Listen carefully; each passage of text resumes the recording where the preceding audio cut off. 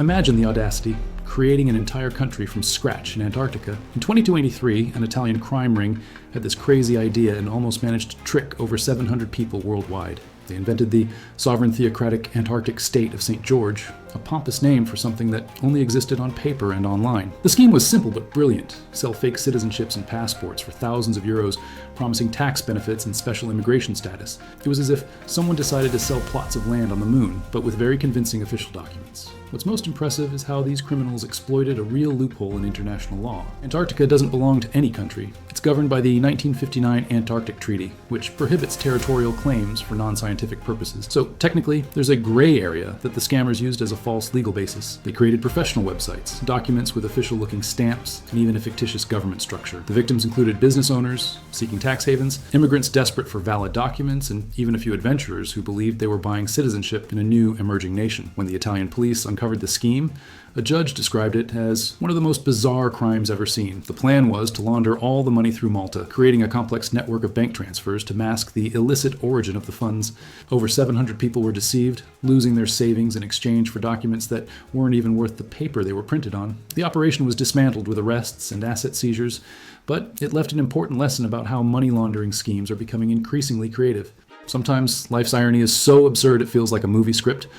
Dr. Bruce Bagley was a respected professor at the University of Miami, an expert on organized crime, and the author of books on drug trafficking. Basically, the guy who taught how criminals laundered money. But in 2021, he was convicted of doing just that, laundering millions of dollars from corrupt Venezuelan officials. It's like a firefighter being caught setting houses on fire. Bagley used all his academic expertise not to fight crime, but to become part of it, showing how even people in the most trusted positions can succumb to the temptation of easy money. The scheme worked elegantly and discreetly. Corrupt Venezuelans sought out Bagley precisely because of his reputation and knowledge of money laundering. Who better to help than someone who studied the subject professionally? He opened strategic bank accounts and coordinated transfers of over $3 million, charging hefty commissions for his services. For years, while giving lectures to his students about the dangers of organized crime, he was secretly facilitating the very same crimes he condemned in the classroom. The FBI eventually uncovered the operation, and Bagley was sentenced to 6 months in prison, in addition to having to return the money. This case exposes a risk that many people don't consider. System insiders, universities, consulting firms, and academic institutions can become vulnerable points when experts decide to use their knowledge for illicit purposes. It's similar to what happened with Paul Manafort, the political consultant who used his influence for similar schemes in the US. Bagley's sentence served as a warning to the entire academic community, but it also revealed troubling gaps in the background check systems for professionals in sensitive positions. When it comes to large-scale financial crime, few cases surpass the Wachovia Bank scandal. Between 2004 and 2007, this financial institution, now part of Wells Fargo, facilitated the laundering of over $380 billion for Mexican drug cartels. To give you an idea of the scale, that's more money than the GDP of many countries. The bank simply ignored all the red flags and allowed billions to flow through its accounts without performing the basic checks required by law. It was like leaving the vault door open and pretending not to see anyone walk in. The schemes operated through Mexican currency exchange houses with direct connections to cartels like the Sinaloa cartel. Without proper anti-money laundering procedures, suspicious transfers went unnoticed day after day. Wachovia was so focused on profits that it turned a blind eye to obvious drug trafficking transactions, indirectly financing operations that caused death and destruction on both sides of the border. When they were finally caught in 2010, the bank admitted its failures and paid a $160 million fine, an amount that, ironically, was just a fraction of what they profited from facilitating these crimes. This case became one of the biggest banking scandals in American history and forced significant changes in legislation. The Bank Secrecy Act was strengthened, and new monitoring protocols were implemented across the financial system. But it also exposed an uncomfortable truth. Many banks view regulatory fines as simply the cost of doing business when profits outweigh the penalties. The Wachovia scandal opened the public's eyes to how reputable institutions can prioritize profits over compliance, affecting thousands of innocent victims of the drug trade. In 2012, one of the world's largest banks was fined a staggering $1.9 billion for facilitating money laundering schemes for drug cartels in countries under international sanctions like Iran and North Korea.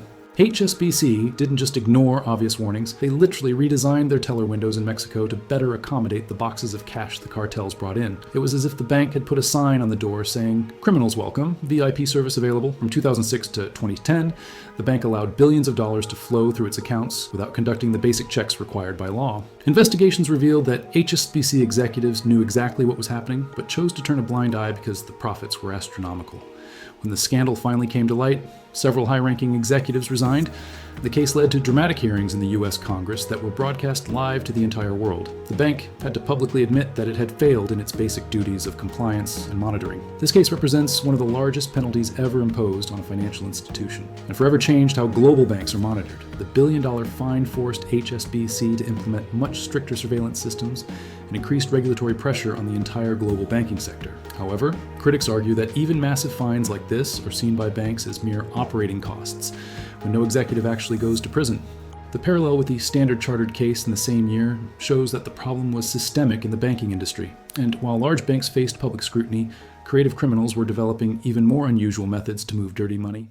Have you ever imagined using air miles to track criminals? In 2020, a crime ring in the UK developed one of the most creative money laundering schemes ever seen. They transported suitcases full of cash on business class flights between London and Dubai, laundering an incredible $100 million. The most brilliant and ironic part is that they used vacuum-packed money. They were true crime couriers, flying first class, carrying fortunes in their hand luggage while sipping champagne at 30,000 feet. The operation functioned like a modern version of the ancient Hawala money transfer system, but with a touch of international sophistication. In just 83 days, the ring made 17 flights, moving astronomical sums through commercial air routes. They strategically chose Dubai because of its more flexible financial regulations and the ease of converting pounds into other currencies. What they didn't count on was that their own air miles would become their downfall. The National Crime Agency managed to track their entire travel pattern through airline loyalty programs, creating a detailed map of their criminal activities. When they were finally caught, the case exposed a serious vulnerability in international airports and baggage security systems. The investigation showed how modern tracking technologies can be used by both criminals and authorities. While the gang used travel apps and mileage programs, the police used the same data to build the case against them. This sophisticated crime forced airports to rethink their security protocols for suspicious baggage and highlighted the need for greater cooperation between airlines and authorities.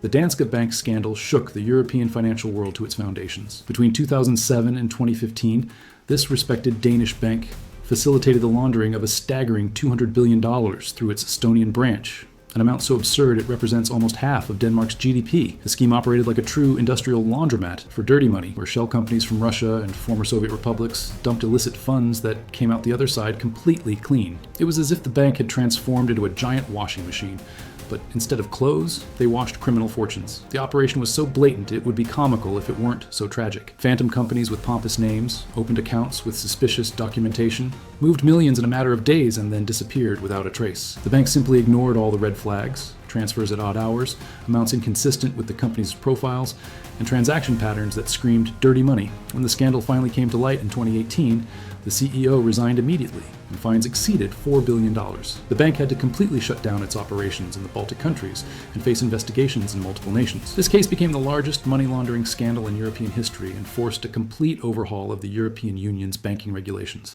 Former Prime Minister Najib Razak and his associates turned a national fund into a personal bank account, using public money to buy luxury yachts, expensive works of art, and even finance Hollywood films. The laundering schemes involved a sophisticated international network of banks, offshore companies, and financial intermediaries spread across dozens of countries. Money left Malaysia through legitimate investments, passed through Singapore, Switzerland, the United States, and other financial centers, and ended up funding an extravagant lifestyle that included parties with celebrities and million-dollar shopping sprees. The most outrageous part is that while politicians spent fortunes on personal luxuries, the Malaysian people continued to face basic infrastructure and development problems. It was as if thieves had robbed the entire nation's vault and then made a point of publicly flaunting it. When the scandal exploded in 2015, it triggered investigations in more than 6 countries and legal proceedings that continue to this day. Najib Razak was convicted and imprisoned, but many of the stolen billions have yet to be recovered. The 1MDB case forced unprecedented international cooperation between financial authorities and showed how sovereign wealth funds can be vulnerable to corruption when there is no proper oversight. Nauru, a tiny island nation lost in the middle of the Pacific with just 21 square kilometers, transformed into the world's most unlikely tax haven during the 1980s and 1990s.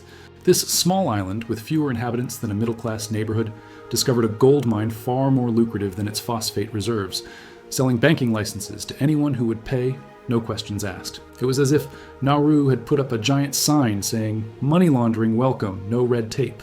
The scheme worked in an absurdly simple way. For a few tens of thousands of dollars, any person or criminal organization could open a bank in Nauru and operate with near absolute privacy protections. The Russian mafia, drug cartels, corrupt officials from all over the world, and even terrorists discovered they could move fortunes through this tiny island without facing the scrutiny of major financial centers. Nauru sold over 400 banking licenses, creating a surreal situation where an island of 10,000 people had more registered banks than New York City. The local authorities simply turned a blind eye to everything, as the licensing fees were the country's largest source of revenue. The party lasted until the early 2000s, when international pressure and economic sanctions forced Nauru to abandon its criminal business model. The case exposed how small countries can become weak links in the global financial system when they are desperate for revenue. Nauru's experience led to the downfall of several other isolated tax havens and forced international organizations to create blacklists of non-cooperative jurisdictions. Swedbank and Russian oligarchs. The investigation revealed a familiar yet no less outrageous pattern. Suspicious transfers ignored, high-risk clients accepted without proper verification, and a corporate culture that prioritized profits over compliance. Russian oligarchs used shell companies registered in tax havens to move fortunes through the European banking system. Although the case was dropped in Estonia for lack of evidence, a decision that sparked controversy, investigations continue in other countries, showing how essential international cooperation is to combat modern financial crimes. The Swedbank scandal reinforces the urgent need for greater transparency in the banking sector and more rigorous monitoring systems. This case also demonstrates how document leaks and investigative journalism have become crucial tools for exposing schemes that would otherwise remain hidden for decades. The revelation of these documents in 2024 proves that the battle against money laundering is far from over, and that new scandals continue to be discovered as investigators develop better detection techniques.